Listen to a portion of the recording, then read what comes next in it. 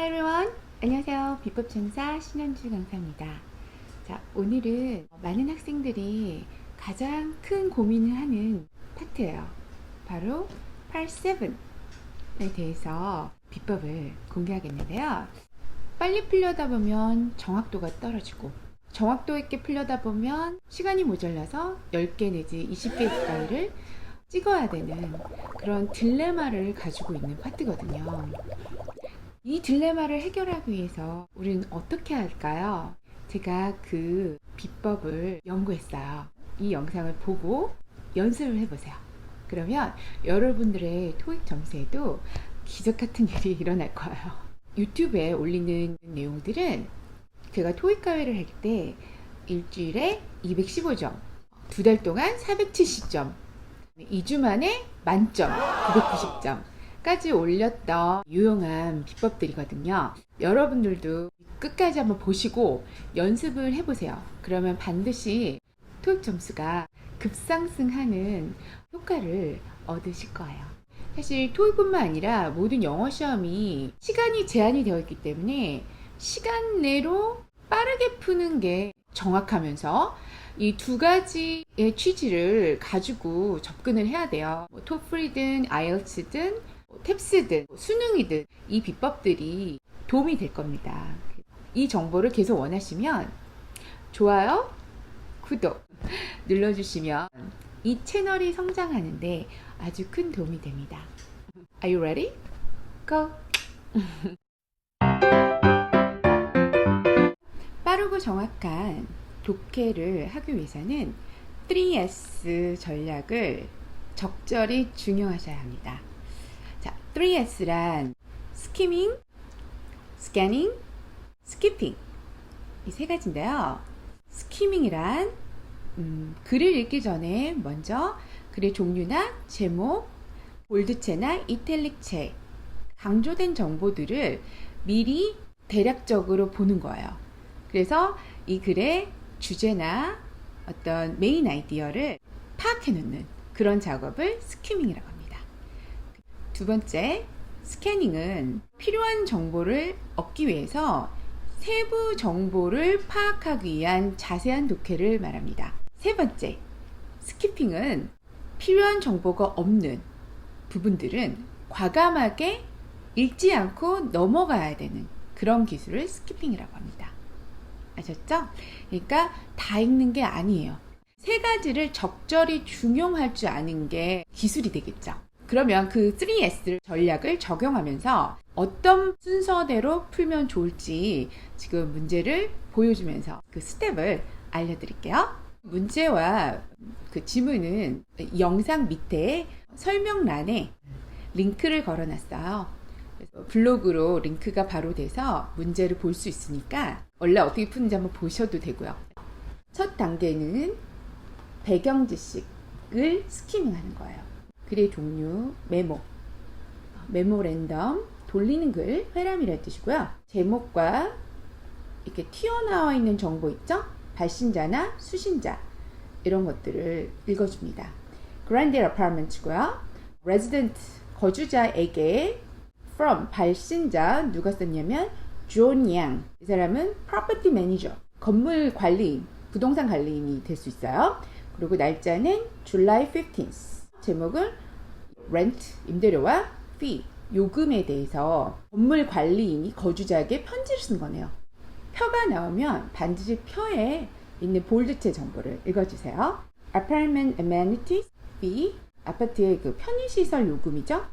Previous 이전에는 있고 as of October 1st 하면 10월 1일부터는 이렇게 될 거다. 이런 변경사항을 말해주는 표 같아요. 아셨죠?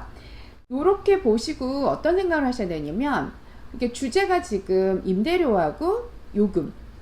근데 요금에 변화가 있는 걸 얘기했으니까 임대료나 요금은 상식적으로 변화가 있으면 어떻게 돼요? 오를까요? 떨어질까요? 네. 떨어지면 말 안 해도 되게 좋아하죠. 대부분의 요금은 다 올라가는 거예요. 그래서 이거는 분명히 요금이 상승했음을 알리는 글일 거다 라는 거를 상식적으로 생각해 주면 더 빠르게 캐치를 하는 거예요. 이 글의 주제를. 자, 이렇게 스키밍을 한 후에 배경 지식을 형성한 후에 두 번째가 문제와 보기로 오세요.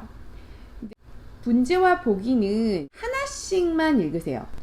어떤 분들은 문제를 2개, 3개 한꺼번에 읽어서 찾아 올라가신다고 그러는데 외국어는 메모리 스팬이 짧아요.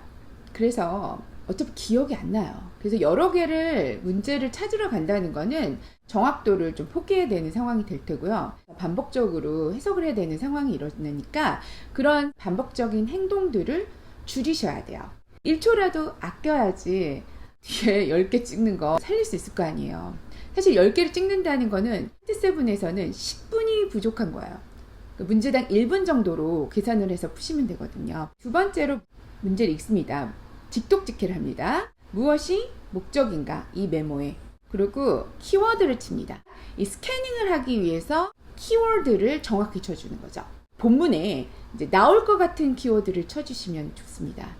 왜냐면 어차피 이 4개의 보기 중에서 한 보기는 본문에 반드시 나와야 되거든요. 반복할 것 같은 그 키워드를 밑줄을 쳐줍니다.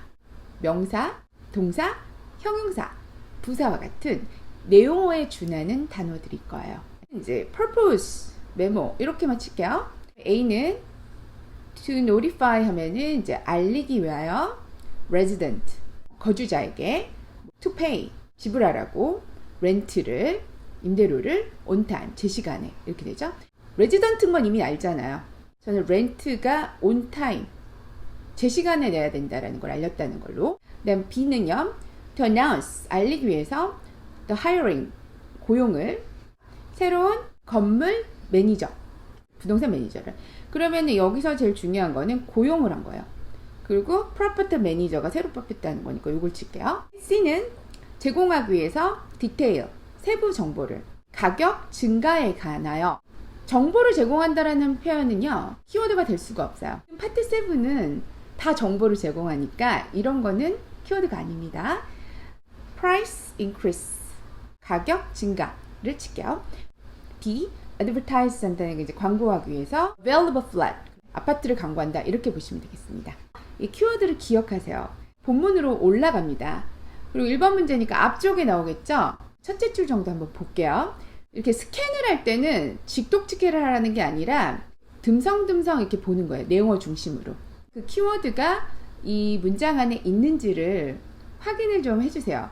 근데 키워드가 걸리잖아요. 그러면 그때 가서 그 문장을 정확하게 직독직해 정독을 해주시는 겁니다. 우리가 생각했던 increase라든가 돈 얘기가 나왔잖아요. 그러면 여기는 키워드가 있는 거죠. 그래서 해석을 합니다. Please be advised. 알아두세요. As of October 1st, 10월 1일부터 the monthly rent, 임대료가 all granted apartment에 will increase, 증가할 겁니다. 한 달에 $30가 더 증가한다는 거죠. 그러면은 지금 답이 나온 거죠? 그럼 다시 보기로 내려가세요. 온타임은 아니었고 하이어링 하는 것도 아니고 가격 인상, 너무 쉽다. 답 C죠? 그리고 누가 이미 거주자한테 광고를 해요. 이미 살고 있는데. 자, 이런 상식적으로 말이 안 되는 보기들은 지우면 되겠죠. 오케이? 자, 그 다음에 2번 문제로 갑니다. 무엇이 아니냐 암시된 게 이 메모에서. 이 토익에서 suggest가 파트 7에 나오면 대부분 암시하다로 해석해주면 좋습니다. 그러니까 이 문제는 약간 유추를 해야 되는 거니까 간접적 단서를 쓴다는 거예요. 그러면 약간의 머리를 써야 된다는 거죠. 오케이? 그래서 조금 난이도가 높을 수 있는 문제다라는 걸 이제 알려주고 있는 거죠. 오케이? 그러면 여기서 키워드는요, not이에요. not은 동그라미 칠게요. 왜냐면 우리가 not 표시 안 하다가 추루를 골라서 실수하시는 경우들이 많기 때문에 동그라미 표시해서 강조를 할 거예요. not을 동그라미 치시고 메모에 없는 게 뭐냐. 자, A는요, more than 2car 하면은 차가 2개 이상인 거죠. per household, 한 가구당 허락이 되어진다 이런 얘기죠. 여기서 숫자가 나왔죠. 자, 토익에서 숫자나 보유명사가 보기에 나오면 굉장히 중요한 우선순위 키워드가 됩니다. 그래서 우리는 이걸 동그라미 칠 거예요. 이유는 숫자나 보유명사는 다른 단어와 다르게 paraphrasing, 다른 단어로 바뀌지도 않고요. 그대로 나오죠. 눈으로 보기에도 굉장히 가시성이 강해요. 특히 고유명사는 대문자를 쓰죠. 그러니까 눈에도 빨리 잡히고 그대로 나온다는 그런 장점이 있죠. 그래서 이런 단어들을 동그라미 치면서 먼저 찾는 방식을 취하시면 시간이 굉장히 절약될 거예요. 그리고 토익은 비즈니스 영어예요. 비즈니스라는 거는 그 목적이 이윤 창출에 있잖아요. 이윤이라는 게 결국 돈으로 숫자로 환산되는 개념이죠. 그 다음에 시간. 이 시간과 돈의 문제란 말이에요. 이 비즈니스가. 그래서 토익 시험도 시간과 돈 관련된 정답들이 굉장히 많다는 거 알아두세요. 그리고 고유명사는 사람 이름이라든가 회사명, 지명, 국가명 이런 것들이 나오면 역시 대문자를 쓰여서 눈에 잘 띄고, 그 다음에 비즈니스는 이제 사람의 이야기예요. 사람 간의 관계, 네트워크에 의해서, 그 릴레이션에 의해서 만들어지는 거기 때문에 사람의 이름을 인식하고 그 사람이 뭐 하는 사람인지 파악하는 거. 인터내셔널한 시험이니까 유명한 국가라든가 지명 같은 것들을 좀 알고 있는지도 평가를 한다는 거죠. 아셨죠? 여기서는 키워드가 more than 2카를 한 덩어리 볼게요. 그러면 2개, 3개부터 된다는 거잖아요. 그게 허락된다. 이렇게 할게요. B는 storage facility 하면은 창고 시설 임대가 있나봐요. 렌틀이 제한되어 있죠. limited. 6개월로 되어 있죠. 자, 그럼 6개월은 먼저 동그라미 쳐요. 그리고 storage facility. 다음 C는 apartment complex, 아파트 단지가 가지고 있죠. 거주자 협회를. 그러면 아파트인 건 알죠? 그러니까 resident association이 있구나. 이것만 쓰세요. D는요, 거주자가 현재 지불을 안 하고 있죠. gym fee를. 헬스클럽 비용을 안 내도 된다는 거겠죠. 무료라는 얘기겠죠. 낫을 동그라미 칠게요. 그 다음에 gym fee만 밑줄 칠게요. 위로 올라가서 본문을 스캐닝을 해볼게요. 키워드를 가지고. 키워드를 기억하시는데 우선순위가 숫자 A에 more than 2 cars 하고 B에 6 months, 6개월이 이제 storage facility가 요 두 개를 먼저 찾는 게 더 좋을 것 같아요. 이번 문제 같은 경우는 마지막 문제잖아요. 그러니까 정답의 위치도 맨 밑에서부터 스캔해서 보는 게 시간을 줄일 수 있는 방법이에요. 문제의 순서와 정답의 배열 순서가 동일하거든요. 1번 문제는 맨 앞에 도입부에, 2번 문제는 그 뒤에, 마지막 문제는 마지막 줄에서 많이 나와요. 그래서 표가 본문에 있다 그러면 반드시 한 문제는 표에서 나와야 돼요. 그래서 이 문제는 표에서 나올 문제죠. 맨 밑에서부터 보면 storage facility fee가 있네요. 이전에는 한 달에 15불, 10월 1일부터는 일주일에 15불로 변경되는 거네요. 그죠? 여기 6개월이라는 어떤 제한은 없죠.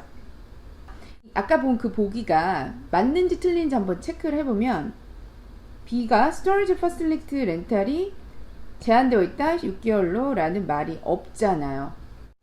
그럼 이게 답이네요. 너무 쉽죠? 조금 어려운 문제들은 좀 더 읽어야 될 수 있는데요. 쉬운 문제는 더 빠르게 풀고 어려운 문제를 위해서 시간을 세이브해 놓는 게 전략인 거죠. 이 문제는 이렇게 해서 1번 같은 경우는 스키밍 하다 주제가 파악됐고 2번 같은 경우는 숫자를 먼저 앞세워서 풀다 보니까 금방 또 풀리게 됐고, 자, 이게 바로 전략이라고 할 수 있죠.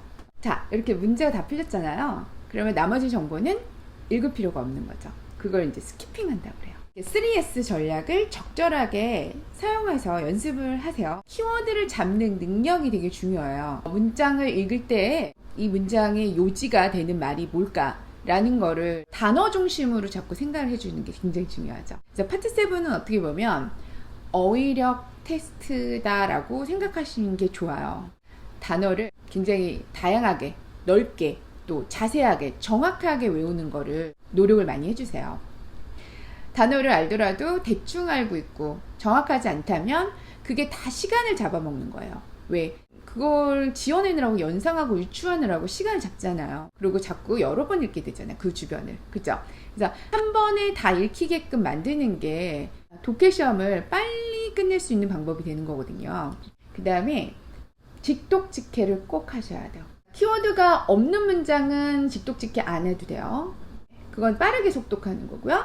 키워드가 걸린 문장은 정독을 하셔야 돼요. 팩트 체크하듯이 정확하게 따지면서 해야 되니까 직독직해를 해주셔야 돼요. 직독직해는 만들어놨죠? 지난번 영상에 보시면 그 영상이 도움이 될 거예요. 그리고 단어 공부 방법도 제가 지난번 영상에 또 올려놨기 때문에 단어 공부 방법, 암기법 이런 것도 같이 한번 봐주세요. 그럼 굉장히 시너지 효과가 있을 거예요.